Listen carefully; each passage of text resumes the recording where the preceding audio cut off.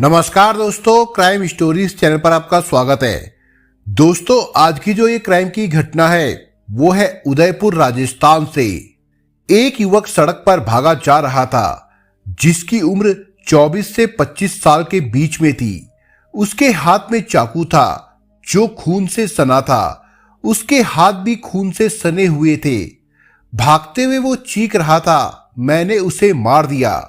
उस युवक को उस तरह भागते देखकर लोग हैरान जरूर थे, पर माजरा किसी की समझ में नहीं आ रहा था। लोग एक दूसरे से पूछने लगे, लेकिन जवाब किसी के पास नहीं था। बदहवासी की हालत में भागते उस युवक ने एक प्राइवेट स्कूल में घुसने की कोशिश की, लेकिन स्कूल के स्टाफ और अन्य लोगों ने उसे अंदर नहीं घुसने दिया। चीखता चिल्लाता वो युवक कुछ देर बाजार में भागता रहा। इसके बाद अपने घर के पास जाकर उसने अपने हाथ में पकड़ा चाकू एक तरफ सड़क पर फेंक दिया और घर में घुस गया। ये घटना 28 अप्रैल 2016 की है। सुबह के यही कोई 8:15 बजे का समय था। राजस्थान में झीलों की नगरी से नाम से प्रसिद्ध उदयपुर जिले का एक छोटा सा कस्बा है ऋषभदेव। ये कस्बा धार्मिक नगरी के नाम से भी जाना जाता है। इस कस्बे में ऋषभदेव का दर्शनीय मंदिर है, जहां रोजाना सैकड़ों की संख्या में देश विदेश के पर्यटक दर्शन के लिए आते हैं। इसके अलावा ग्रीन मार्बल की खानों के लिए भी ऋषभदेव प्रसिद्ध है। घटना इसी ऋषभदेव की है। इसी कस्बे के लोहारवाड़ा मोहल्ले में रहने वाले रमनलाल पांचाल की बेटी नीलम रोज की तरह उस दिन भी सुबह करीब 5:30-6 बजे उठ गई थी। उसके जागने के साथ उसका बेटा रिद्धीश भी जाग गया। 3 साल का रिद्धीश उठते ही माँ से लिपटकर बोला, मम्मा आज मुझे घुमाने ले चलोगी ना? नीलम ने उसका माथा चूमकर दुलारते हुए कहा, आज शाम को हम अपने राजा बेटा को जरूर घुमाने ले चलेंगे। नानी भी साथ चलेगी, वहां आइसक्रीम भी खाएंगे। रिद्धीश बोला, मम्मी मैं बैलून भी लूंगा। हाँ राजा बेटा को बैलून भी दिलाऊंगी, नीलम ने उसे प्यार करते हुए कहा। उसी बीच नीलम की माँ ने आकर कहा, रिचू बेटे सुबह सुबह मम्मी को परेशान मत करो। मम्मी को फ्रेश होना है, फिर नहाना धोना भी है, इसके बाद स्कूल जाना है। तुम इस तरह से करते रहोगे तो मम्मी स्कूल के लिए लेट हो जाएगी। मम्मी लेट हो गई तो उसके सर उसे डांटेंगे।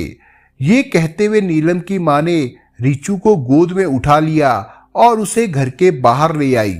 सुबह सुबह ठंडी सुहानी हवा चल रही थी। रिचू नानी की गोद में खेलने लगा। रिद्धीश को घर में प्यार से सब रिचू कहते थे। रिचू खेलने लगा तो नीलम फ्रेश होने चली गई। बाथरूम से निकलकर रिचू को अपनी माँ को सौंपते हुए कहा, मम्मी आप इसे तैयार कर देना। मैं तैयार करने लगी तो स्कूल पहुंचने में लेट हो जाऊंगी। नीलम की माँ स्थिति को जानती समझती थी, इसलिए बोली, बेटी तू चिंता मत कर, मैं इसे संभाल लूंगी, तू फटाफट तैयार हो जा। नीलम ने जल्दी जल्दी खुद को तैयार किया और शीशे में निहारा तो उसे लगा कि आज वो रोज से ज्यादा खूबसूरत लग रही है। खूबसूरत तो वो थी ही, सुबह की उमंग और हल्के मेकअप ने उसकी खूबसूरती और बढ़ा दी थी। अपनी खूबसूरती पर वो हल्के से मुस्कुरा दी। तभी माँ ने आवाज दी, बेटी नाश्ता तैयार है, फटाफट नाश्ता कर लो। चेहरे पर आई बालों की लटों को संवारते हुए एक बार फिर शीशे में खुद को निहारने के बाद नीलम ने दीवार घड़ी की ओर देखा। घड़ी में 7:45 बज रहे थे। वो कमरे से बाहर आते हुए बोली, मम्मी आज तो वाकई देर हो रही है, मुझे जल्दी से एक पराठा दे दो। रिचू का दूध गर्म हो गया हो तो वो भी दे दो, मैं उसे दूध भी पिला देती हूँ। नीलम की माँ पराठे की प्लेट और दूध का गिलास उसे देते हुए बोली, बेटी जल्दी करो। नीलम ने पहले रिचू को दूध पिलाया, उसके बाद खुद नाश्ता किया। इसके बाद बेटे को गोद में लेकर कहा, राजा बेटा अब आपकी मम्मा स्कूल जा रही है, आओ एक पप्पी दो। और हाँ, नानी को परेशान मत करना, अगर नानी को परेशान किया तो घुमाने नहीं ले जाऊंगी। आप नानी से पूछ लो, मैं कोई शैतानी नहीं करता। शाम को घुमाने का प्रॉमिस है ना? रिचू ने भोलेपन से कहा। हाँ बेटा, शाम को घुमाने का प्रॉमिस, नीलम ने कहा। चलो राजा बेटा, अब मम्मा को एक पप्पी दो। रिचू ने मम्मी को पप्पी दी तो नीलम ने उसे गोद से उतार दिया। दीवार घड़ी पर नजर डाली तो 8 बजने में कुछ मिनट बचे थे। नीलम ने पर्स कंधे पर डाला और माँ तथा बेटे को बाय बाय कहते हुए तेजी से घर से बाहर निकल गई। नीलम बेटे के बारे में सोचती हुई तेजी से पैदल ही क्लासिक पब्लिक स्कूल की तरफ जा रही थी। छुट्टी के दिन को छोड़कर उसका रोज का लगभग यही नियम था। स्कूल ज्यादा दूर नहीं था। सुबह 8 बजने से कुछ पहले वो घर से निकलती थी और पैदल ही 10-15 मिनट में स्कूल पहुंच जाती थी। नीलम अपने विचारों में खोई चली जा रही थी कि आज 28 तारीख है, अगले सप्ताह स्कूल से तनख्वाह मिल जाएगी तो वो कुछ पैसे मम्मी को देकर बाकी बचे पैसों से वो अपने लिए एक नई डिजाइन की साड़ी और रिचू के लिए कुछ कपड़े खरीदेगी। आधे से ज्यादा रास्ता तय करके नीलम होली चौक से आगे प्रेस गली स्थित मसानिया महादेव मंदिर के पास पहुंची थी कि घात लगाकर बैठा पीयूष भंडारी एकाएक उसके सामने आकर खड़ा हो गया। उसके हाथ में एक बड़ा सा चाकू चमक रहा था। नीलम कुछ समझ पाती उसने उसके गले, सीने और पीठ पर उसी चाकू से तबातोड़ कई वार कर दिए। इसके बाद उसने उसी चाकू से अपने हाथ की भी नस काट ली। नीलम पहले चिल्लाई, उसके बाद बेसुध होकर गिर पड़ी। उसकी चीख सुनकर आसपास के लोग उसकी ओर बढ़े तो पीयूष भाग निकला। भागता हुआ वो शिल्पी मोहल्ले स्थित अपने घर पहुंचा और घर में घुसकर दरवाजा बंद कर लिया। नीलम सड़क पर बेहोश पड़ी थी। जहां जहां चाकू घोंपा गया था वहां से खून बह रहा था। वहां रहने वाले सभी लोग नीलम को जानते थे, इसलिए किसी ने इस घटना की जानकारी नीलम के घर वालों को दे दी थी। कस्बे में रिक्शा या ऑटो जल्दी नहीं मिलते। कोई साधन नहीं मिला तो कुछ लोग नीलम को 4 पहिया वाली ठेली पर लादकर सामुदायिक स्वास्थ्य केंद्र ले गए। कस्बे के उस अस्पताल में इलाज की खास व्यवस्था नहीं थी, इसलिए प्राथमिक उपचार के बाद डॉक्टर ने नीलम को उदयपुर रेफर कर दिया था। घर के तथा कस्बे के कुछ लोग नीलम को उदयपुर के एमबी अस्पताल ले गए, लेकिन उसे बचाया नहीं जा सका। काफी मात्रा में खून बह जाने की वजह से नीलम की मौत हो गई। इसके बाद पुलिस ने अपनी औपचारिक कार्रवाई करके नीलम के शव को पोस्टमार्टम के लिए भेज दिया। उसके शरीर पर चाकू के 6 घाव मिले थे। नीलम की मौत के बाद ऋषभदेव कस्बे में आक्रोश फैल गया था। बाजार बंद हो गया। कुछ लोग पाटूना चौक पर पहुंच गए तो कुछ लोग पुलिस थाने पर पहुंचकर नारे लगाने लगे। वहीं कुछ लोग सामुदायिक स्वास्थ्य केंद्र पर पहुंचकर अव्यवस्थाओं को लेकर आक्रोश जताते हुए अस्पताल को बंद करवाने लगे। सूचना मिलने पर पुलिस और प्रशासनिक अधिकारी मौके पर पहुंच गए। कस्बे में तनाव की स्थिति को देखते हुए आसपास के पुलिस थानों खैरवाड़ा, बावलवाड़ा, पहाड़ा व सराड़ा से अतिरिक्त पुलिस बुला ली गई। अधिकारियों ने लोगों को समझा बुझाकर शांत किया और आरोपी को गिरफ्तार करके कड़ी से कड़ी सजा दिलाने का आश्वासन दिया। उधर पोस्टमार्टम के बाद घर वाले नीलम का शव एम्बुलेंस से ऋषभदेव ले आए और सीधे शिल्पी मोहल्ले में रहने वाले नीलम के हत्यारे पीयूष भंडारी के घर पर पहुंच गए। पीयूष के घर पर ताला लटक रहा था। नाराज घर वालों ने पीयूष के घर का दरवाजा तोड़ दिया और नीलम के शव को घर के अंदर रख दिया। वे पीयूष के घर को आग लगाने जा रहे थे कि तभी सूचना पाकर पुलिस अधिकारी वहां पर पहुंच गए।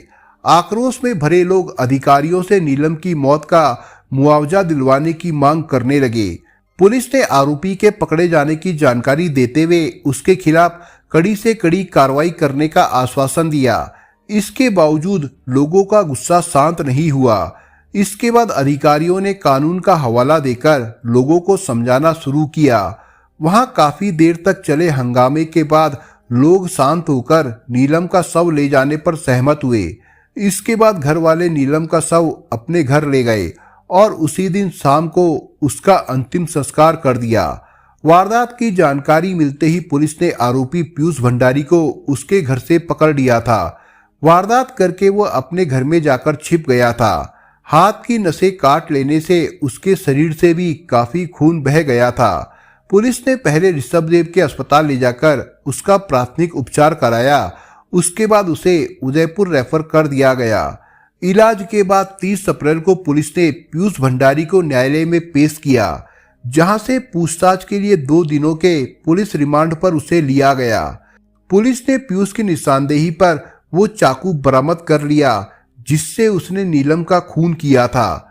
रिमांड अवधि पूरी होने पर पुलिस ने उसे दोबारा अदालत में पेश किया, जहां अदालत के आदेश पर उसे डूंगरपुर जेल भेज दिया गया। सीआई ज्ञानेंद्र सिंह इस मामले की जांच कर रहे हैं। 1 मई की रात को नीलम की याद में कस्बे के लोगों ने ऋषभदेव मंदिर से पाटूना चौक तक कैंडल मार्च निकाला। इसमें सैकड़ों लोगों ने भाग लिया। उसी दिन नीलम के घर वालों और पांचाल समाज के लोग विधायक नानालाल आहारी के नेतृत्व में गृह मंत्री गुलाब चंद कटारिया से मिले। उन्होंने गृह मंत्री से न्याय दिलाने की मांग की। कहानी तो हालांकि यहीं पर खत्म हो जाती है, लेकिन ये जानना जरूरी है कि आखिर पीयूष ने नीलम को क्यों मार दिया। लोहारवाड़ा मोहल्ले के रहने वाले रमनलाल पांचाल ने पहले कुछ सालों तक कुवैत में काम किया था। वहां से लौटकर उन्होंने ऋषभदेव में मनीहारी की दुकान खोल ली थी। दुकान अच्छी चलती थी। उनके 3 बच्चे थे, 2 बेटियां और 1 बेटा। इनमें सबसे बड़ी नीलम थी। वो काफी खूबसूरत थी। उसने उदयपुर की मोहल्ला सुखाड़िया यूनिवर्सिटी से साइंस में ग्रेजुएशन किया था। उसकी शादी करीब 4 साल पहले राजस्थान के जिला डूंगरपुर के राठौड़ा निवासी हरीश पांचाल से हुई थी।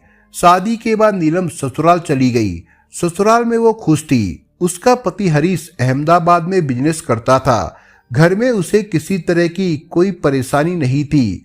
नीलम गर्भवती हुई तो अचानक पति पत्नी या ससुराल में ऐसा ना जाने क्या हुआ कि उनमें मन मिटाव हो गया। शादी के करीब साल भर बाद ही नीलम मायके आ गई तो लौटकर नहीं गई। पिता के घर में ही उसने बेटे को जन्म दिया, जिसका नाम रखा रिद्धीश उर्फ रिचू। घर में खुशियां छा गई। बेटे ने उसका खालीपन दूर कर दिया था। धीरे धीरे रिचू बड़ा होने लगा। रिचू के पैदा होने से नाना नानी को भी एक खिलौना मिल गया था। मामा और मौसी भी रिचू को अपनी आंखों से दूर नहीं जाने देते थे।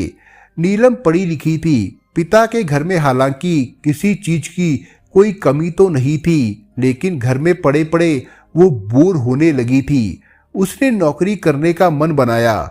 ऋषभदेव कस्बा ही तो है, वहां महिलाओं के लिए नौकरी के अवसर बहुत कम है।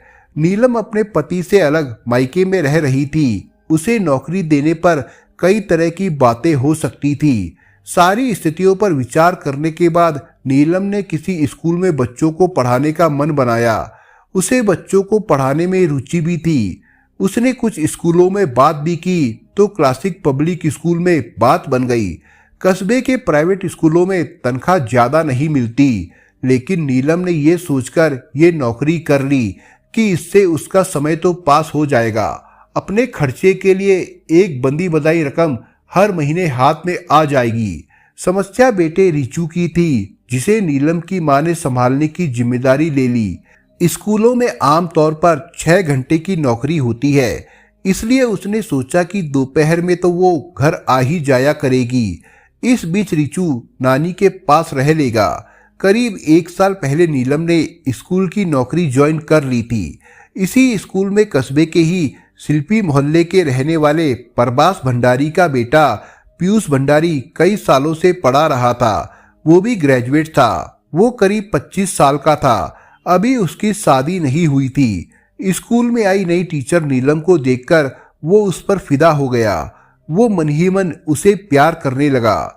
1-2 बार बातचीत में उसने नीलम से अपने प्यार का इजहार भी किया, लेकिन नीलम ने उसे फटकार दिया।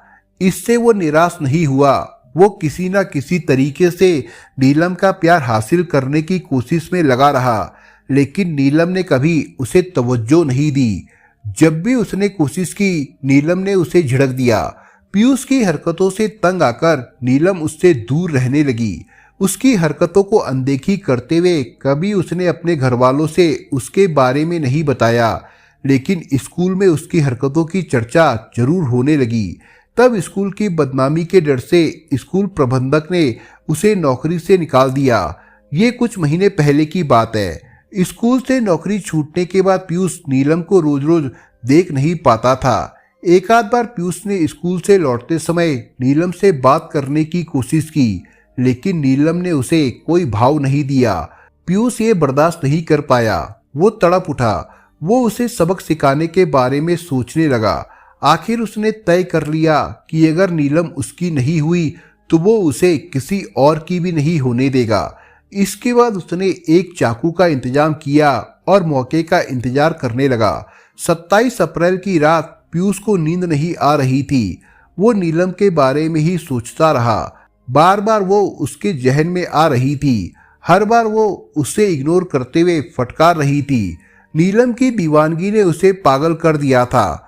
वो उससे एक तरफा प्यार करता था। आखिर उसने रात में ही तय कर लिया कि सुबह वो नीलम को उसकी फटकार का जवाब दे देगा। 28 अप्रैल की सुबह तैयार होकर पीयूष घर से निकल गया। उसने चाकू अपने कपड़ों में छिपा रखा था। वो प्रेस गली स्थित मसानिया महादेव मंदिर के पास जाकर बैठ गया। उसे पता था कि नीलम रोज 8 बजे के करीब इसी रास्ते से स्कूल जाती है। नीलम को आते देख वो अपना आपा खो बैठा और पास आते ही उस पर चाकू से तबातोड़ हमला करके उसकी जान ले ली। पीयूष की इस सनक ने उसकी विधवा माँ का भी आसरा छीन लिया है। पीयूष के पिता प्रभास भंडारी नल फिटिंग का काम करते थे। कुछ साल पहले उनकी मौत हो गई थी। उसके बाद परिवार में पीयूष, उसका बड़ा भाई और माँ ही रह गई थी। पीयूष अब जेल चला गया है। एक तरफा प्यार की इस कहानी का ऐसा दुखद अंत होगा किसी ने सोचा भी नहीं था। पीयूष को तो कानून सजा देगा, लेकिन नीलम के घरवाले ये जानना चाहते हैं कि आखिर इसमें नीलम की क्या गलती थी। पीयूष की सनक ने रीचू से उसकी माँ का प्यार छीन लिया। पिता का प्यार उसे मिला ही नहीं, जबकि रीचू अपनी माँ की मौत से अनजान है। उसे मम्मी के स्कूल से लौटने का इंतजार है। वो अक्सर अपनी नानी से पूछा करता है, नानी मम्मा स्कूल से कब तक आएगी। दोस्तों, आप अगर चैनल पर नए हो तो आप चैनल को सब्सक्राइब करने के साथ कमेंट बॉक्स में इस कहानी के बारे में अपने विचार जरूर लिखिएगा। मिलता हूं एक नई कहानी के साथ। तब तक के लिए अपना ख्याल रखिएगा। धन्यवाद।